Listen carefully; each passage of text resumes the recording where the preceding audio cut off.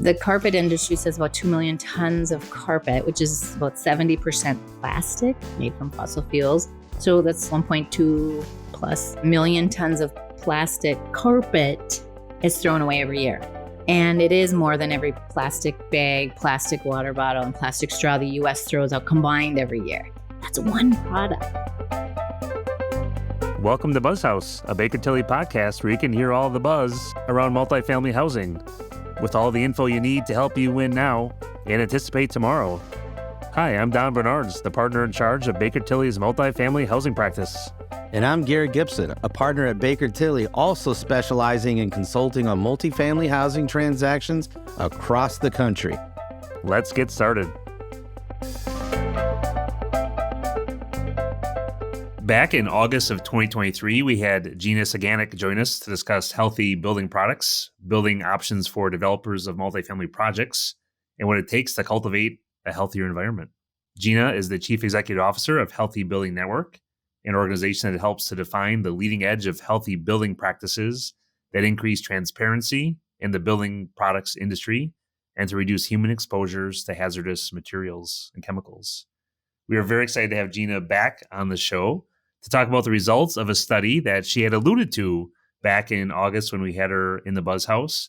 And this study really talks about the impact of Minnesota's affordable housing sector. That was kind of the subsection, if you will, and she'll get into that a little bit, on human health and equity via the types of building products used in housing development, and quite frankly, how these products affect the planet. So we're very excited to jump into this discussion with Gina. Gina, welcome back to the show. Thanks for having me. Appreciate it. Yeah. Gina, for those maybe who didn't listen the first time, or just maybe a reminder about your background and a little bit about your organization. Yeah, thanks, Don. Prior to joining Healthy Building Network, I spent about 2 decades as a real estate developer developing thousands of units of affordable housing and was particularly interested in figuring out how to do it more sustainably. So back then we were talking more about energy efficiency, carbon a little bit, I guess, back then, water efficiency, some things like that. And I started to realize that the products we were using in our building, first of all, took a lot of energy to create. And they also were full of a lot of chemicals we didn't know a lot about as developers and architects. And I got very interested in how we could add that into the sustainability realm.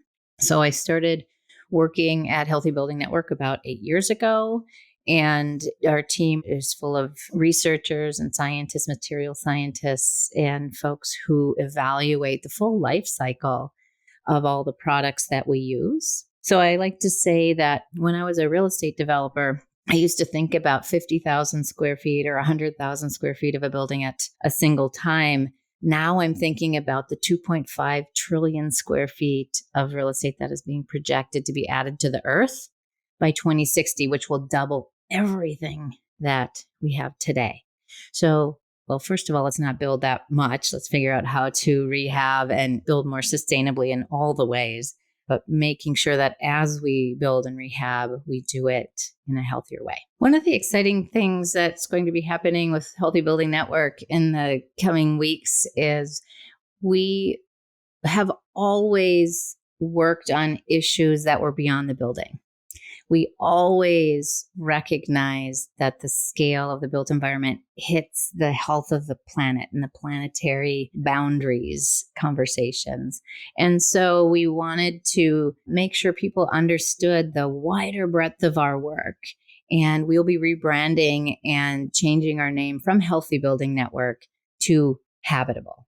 And the idea of Habitable is that a space that's habitable, it could be at a planetary level, your community level, a building level, but the spaces that we inhabit at whichever level need to be free of contamination, free of toxic chemicals, free of pollution. So this idea that habitable, as we will be called soon, we can help our partners and our peers make changes that are going to improve the habitability of all of the different spaces we interact with.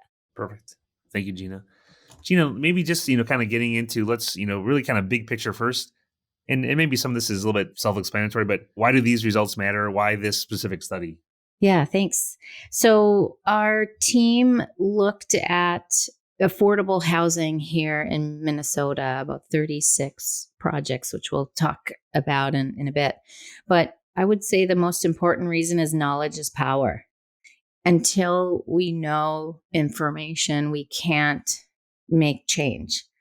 And that's was my experience. And when I was doing my last project, The Rose, here in Minnesota, and worked on the Living Building Challenge as our inspiration for our green building standard, I didn't know a lot of these things. But once I did, I was able to think about how to be more successful. That's the key kind of summary reason knowledge is power. So you can move from unaware of this issue to being very well aware and make better decisions for better results. This information is important because it creates a connection. The other thing that I didn't understand when I was doing the work was these products are made in communities somewhere else that I didn't really realize how they were affecting places like Cancer Alley in Louisiana, where this manufacturing is happening and the pollution is happening, and how health was affected. We see it with the train that was derailed in Ohio about a year ago that was carrying vinyl chloride from vinyl products. So this connection, so we help to make this connection between supply and demand and where these things come from. A lot of times things appear and disappear in our lives, and they never just appear and disappear. So it's making you think about what is this and where did this come from? Where is it going after I'm done with it, and who's affected? The third thing that it brings up is equity.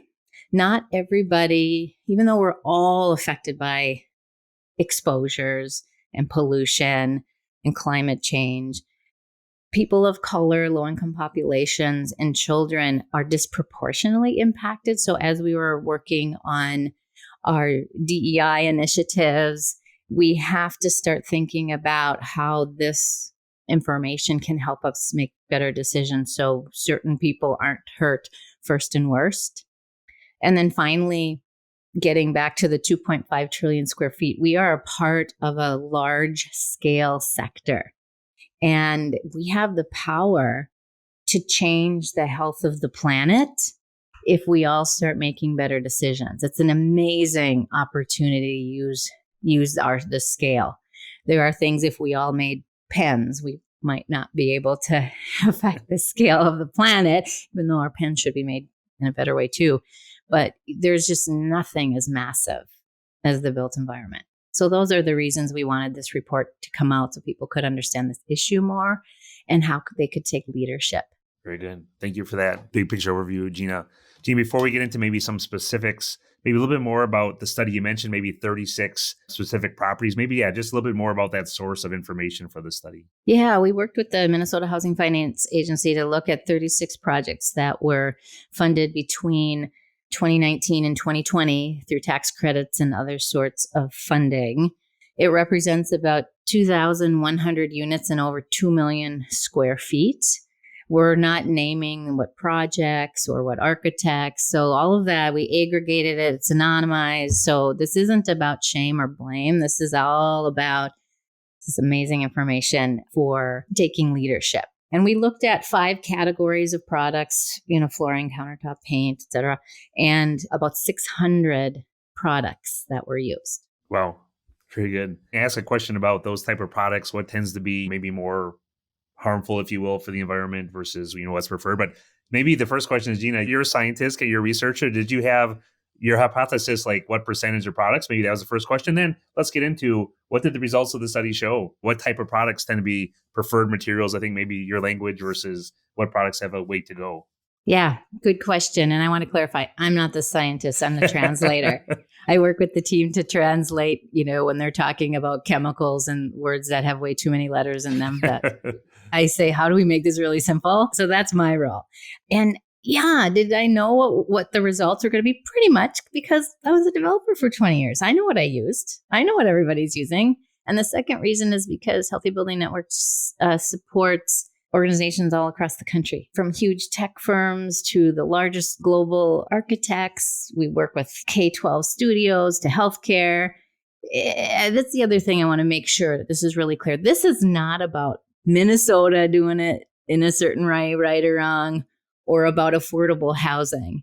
This is just a representation, and we chose affordable housing because we know the values and the interests and the innovation that affordable housing, especially Minnesotans, and yeah, I'm biased, I'm from Minnesota, but I know the people here. I know the people here will want to do better if they know ways to do it. And so that's a little bit about why I kind of knew how it was going to turn out. Because, yeah, luxury vinyl tile, luxury in quotes, PLAM countertops, carpeting, the different insulations. That's what's available on the market. So that's the other thing we want people to know, that we're given certain products by the market, by manufacturers, and here's your palette to choose from. And many of those products, and some are lower cost, first costs, as we like to say in real estate, because it doesn't think about the externalized costs of health and cleanup costs, like what's happening in Ohio, and other kinds of costs that gets externalized through taxpayers cleaning it up and people's health and their bills. So this idea that, did I know what was going to be used? Sure. Did I know the exact percentage? No, but I still hang out with real estate folks from national to local. So what it came out as, so we used our informed materials modeling approach. So our scientists have come up with a way they created a methodology to look at what are the chemicals and materials that are used throughout the entire life cycle, from extraction, manufacture, install, of course, the use case, and then end of life. So we look at the whole. So that's different than a lot of the certifications, or sometimes the green building standards often look at just the use case, just the occupant, and don't look to see, oh, oopsie, was it made of fossil fuels? Or my gosh, what was happening during installation? Are the adhesives or sealants or things that the installers were exposed to, are they bad? And then what happens at the end of life? So our data looks at the comprehensive view versus what I call, most people look at the keyhole view of what's happening just when the units get there. So we created this way to create easy guidance called Informed, and it's based on red being the worst, orange a little bit better. Once you get to yellow, light green, and dark green, you're doing really, really good. So we always say step up from red, try to prefer yellow and green, and we can profoundly impact the planet if we're choosing yellow and green things. So about 70% of all the products we looked at were in the red and orange ranking. So not so great. About 15% were in the yellow and light green and dark green, so the better stuff. And about 15%, the specs were written so poorly, or they weren't clear, that we didn't know. So my guess is those 15% would probably spread in the same kind of ranking or the same percentages as the other. So we are profoundly using some of the worst in class products that are carcinogens, mutagens, persistent, bioaccumulative, made from fossil fuel. So as we're working on our energy strategies to stop using fossil fuels to heat our buildings, we're turning around and using plastic building products made from fossil fuels to build our buildings. So it's the fastest, or one of the fastest growth sectors for the fossil fuel industry, are building products. It's the second largest use of plastics behind packaging. Packaging is starting to shrink because people are paying attention to the straws and the bags and the food containers, but it's not for building products. It's a huge growth market, and products are often, by manufacturers, they are advertised as healthy, or they're called things like nature's floor carpet or something like that, missing the fact that, well, yeah, maybe it is nature's floor, but it was a fossil fuel. It's the floor they're talking about. And so we're making these decisions to use these products based on kind of what's available to us, and sometimes advertisement that isn't as honest or clear as it should be. And so our goal is to learn, okay, what is this information? What are we using? And how can we work together to think about ways to pick different kinds of products? How can we aggregate our buying power if there is a cost difference to bring that down? how can we be more strategic about picking products that will be better for all of the life cycle, people and the planet, and know that some of these products, they don't cost more. You just need to know what to ask for. So there are some easy lifts as we see with the 15% of products already. So if all the folks were using, across the board, so some might be using better products and some might be using worse. But if you already have your peers who already figured out the cost, performance, and use of these products, let's do that together. Perfect. Gina, thanks for digging into that. Gina, one thing that I read, picked up in the draft report was in the low-income housing tax credit space, there's the state's qualified allocation plans, and it looks to be, and we see either some requirements or some scoring around quote unquote green components. It looks like there is a little bit of a correlation maybe between these green requirements and maybe the scoring or the green, yellow, orange, red. Can you talk about that correlation you saw? Yeah, there are all of the major green building standards, which our team supports in different ways and advises kind of as their science advisor. Safer products are a little newer to the scene compared to energy efficiency and water conservation devices. So in the last 8 to 10 years, you've seen some growth in LEED and Living Building Challenge and Enterprise and on how to select better products. And most of those tend to look at lists of chemicals or certain chemicals. And it's been challenging for everybody to kind of participate and find that information. Because most of the time, like the vast majority of the time, you can't even find that information for manufacturers. We can, because we look at patents and we look at all kinds of things. And our material scientists know what these products are made of. So in the efforts in the last handful of years, decade maybe, there has been growth and influence and improvements because of these standards. So it's a really great approach to being able to make awareness and incentivize, because you get points oftentimes for that. And so several of the major green building standards are starting to use our red to green ranking because it is a much easier way to approach making these decisions when you're not a scientist like me and like my peers in the real estate world. And because we look at the whole life cycle. So Well is piloting kind of an integrative design credit in their residential rating. So they've already adopted that.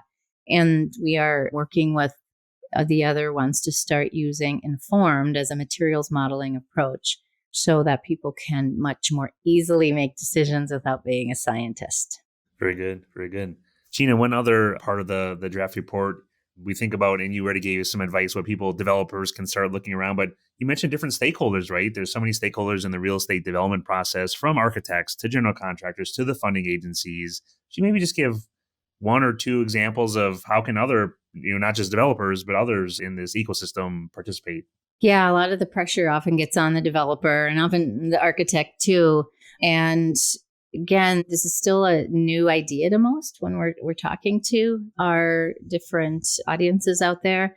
But there are a lot of developers we're working with that are picking better products. So we cite some of those in the report to show that peers are figuring this out, cost, performance, and all the other questions around it. So it is possible to make these changes. A group that aren't always brought in the fold here, because it doesn't feel like they have a choice, is funders and banks. And when you look at all of the funding agencies, because we know especially on affordable housing, that stack of funders, you often have 15. I've done deals that had 30 funders on it. They're somewhat of a step removed, but you can think about them as an investor. What products are they investing? What products are they subsidizing? So you can kind of think about their role as, well, are they subsidizing the vinyl industry if nearly all of the projects are using vinyl products? So funders can start to think about how to educate the architects, developers, and projects teams on what might be better products. So New York, their housing preservation development group that provides funding for New York projects, requires all of their project teams, once they get funded, to learn about safer products. So Healthy Building Network team works with any project funded out of the New York HPD to provide guidance. There isn't a requirement to select this product or that product, but there is a big push around education. So all of the funders should be providing links and guidance and opportunities for workshops and information sharing. That could be a great first step in getting this knowledge out there and making sure people are selecting better things. Because all of these groups in the end don't want to harm people on the planet, especially those disproportionately impacted. So we appreciate McKnight Foundation, who funded this report, who wanted to understand. They have a vibrant and equitable communities program. They wanted to understand more about, well, what's happening in this realm? This is new, so what is happening here? So they've invested in learning. So that's another opportunity to engage people. Contractors, people wonder, what's the role of the contractor? Well, we show in our report that there was a resolution signed with the Minneapolis Building Trades with Dan McConnell a few years ago, because contractors are not get to pick what they're installing. It's quite rare. We decide what they install. And oftentimes there's a lot of exposures happening at that level, whether you're inhaling, whether you get it on your clothes, whether you're bringing that home to your families. And there is a link to a story that happened here in Minneapolis where carpet contractors were very ill from the exposures of the carpet they were installing. They had to go to the emergency room. They had months and months and months of dizziness and fatigue and memory loss and all kinds of things. Not often is there healthcare and other things to support. And by the way, that flooring still got installed because the city couldn't do anything about it because it wasn't quote unquote illegal. So it was student housing. But here, contractors were the reason why Dan and the trade signed this resolution for safer and healthier building products is they don't always get to choose. And they are bearing the burden. I remember a couple of years ago when we had a workshop here with affordable housers and built environment folks. Dan spoke. And there was a question earlier on about someone saying, hey, I heard you work with Google a lot. Why is Google interested in their real estate being, having safer products? And they, back in the day, they had this concept that if you are employed at Google, your life will be extended by 5 years or something like that because of the way they support their employees, the healthier environment, the other kinds of benefits they had.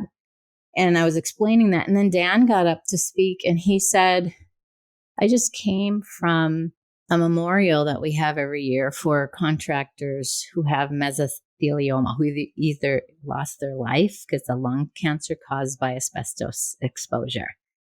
And so he said, I know my workers are not going to have a longer, more healthier, more quality of life. They are being exposed.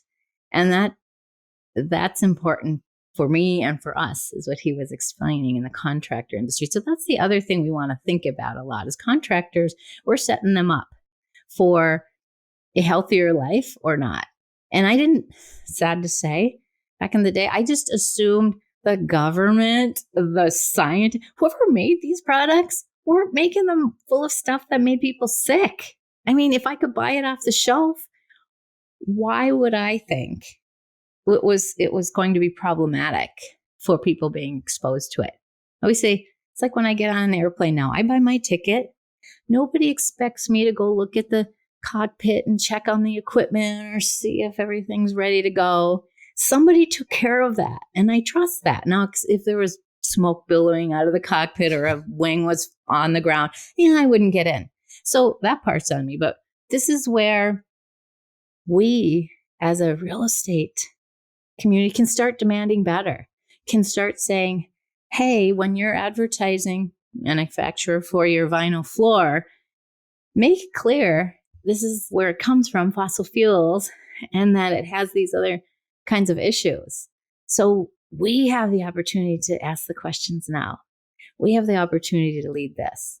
And we don't have to put contractors and all other kinds of people in positions where they're going to be exposed to stuff. Very good. Thank you for that, Gina. Gina, you just mentioned a quick story about flooring, and I will never forget ever the story about carpeting and plastic from you told on last summer, and just the amount, it far exceeds the amount of plastic straws and things like that. And I know you just had a little call out on flooring, maybe in this report, maybe just a couple of highlights. I mean, what's up with flooring in this space? Yeah, we love our flooring because we interact with it so much. It creates sort of a vibe in the room. It's either warm or not, or it's going to last and it's not. So it's very visible. So everybody is really interested compared to, maybe what a conduit is between your wall and some other things. There is definitely a connection to flooring, and people are interested in, the aesthetic and the durability and cost, all the things. And so often these products, as you say, are made of plastics. Now, not historically. There's a lot of products, wood and linoleum, which is making an amazing comeback, and other products that are made of more natural materials. But many of them are plastic. The stat I said last year for the folks who hadn't heard that one is we're trying to make this visible, because we think of plastic straws and those kinds of single-use materials and the volumes, and we're always surprised at those. I've been saying the built environment is hidden in plain sight. We don't have terms for single-use materials in the built environment. I'm saying that anything under 20 years should be considered a single-use material. So carpet and countertops, paint for sure, those are often single-use materials. And the volumes as products are used and thrown away and used and thrown away, carpet alone, the carpet industry says about 2 million tons of carpet, which is about 70% plastic made from fossil fuels. So that's 1.2 plus million tons of plastic carpet is thrown away every year. And it is more than every plastic bag, plastic water bottle, and plastic straw the U.S. throws out combined every year. That's one product. Let me say it's a product that harbors a lot of other things too. Kids spitting up on it, and your shoes and your dog. And so there's a lot of hygiene issues, if nothing else. But when you think about the 3 to 7 years is what we see carpet, and 7 is probably for commercial, and multifamily is probably the long side of that. And it's usually less than 3 years. And you'll see stats in Minnesota. We looked at how much carpet is thrown in Minnesota, and it is the same. It's the same kind of a scale that it's enormous. So if we don't start looking at the built environment and thinking about the longevity of these products and how long you want them to be in place, we have a huge waste problem, because it either gets landfilled or burned. And so that gets up into the air and the air pollution and things. And so, a lot of the flooring that we're using tends to get thrown out in short periods of time. Gina, this has been a good plethora of information, some eye-opening information, maybe not that, people probably, like you said, probably not are aware of it, but it's good to get in front of us. Kind of our one last question for you, Gina. And you mentioned probably some of these things before, but what is the call to action with the report? Yeah, the first is always just learn. Read it, learn about it, get your head around it, think about what are the products you're using. And we're not saying use green tomorrow. You have to use only green products. We're saying one of the biggest first things you can do with a huge impact is step up from red. Step up from those worst in class products, because those, I always say, like if you relate it to food, that would be like taking candy bars off your dinner plate. We shouldn't even be discussing whether or not that should be the key thing to do. So that makes a big difference. Does it absolutely make a difference if you go from yellow to light green to dark green? Yes. But those products, once you get to yellow, you're in a pretty good spot. They're pretty darn good. There's no perfect product, I should say. There's never going to be a perfect product, and especially in today's economy. But what will happen as we eliminate the reds, the worst of the worst, it opens up the opportunity for innovation, because there are absolutely manufacturers who are making things in the yellow, light green, dark green zone that they say, we're frustrated. We've made the better stuff, and they're still buying the red stuff. So if we can start to purchase more and buy bigger volumes of those, if there's a cost issue, we'll be able to bring that down. So it exists, and we will not get to the innovation we need to solve the planetary health crisis, both from a toxicity and pollution standpoint. And these things take a tremendous amount of energy to make. So not from a climate. So we're saying by 2030, let's be done using red products. We're going to be working with Minnesota groups here, the real estate and built environment, in addition to the affordable housing, to say, what is our roadmap out of red?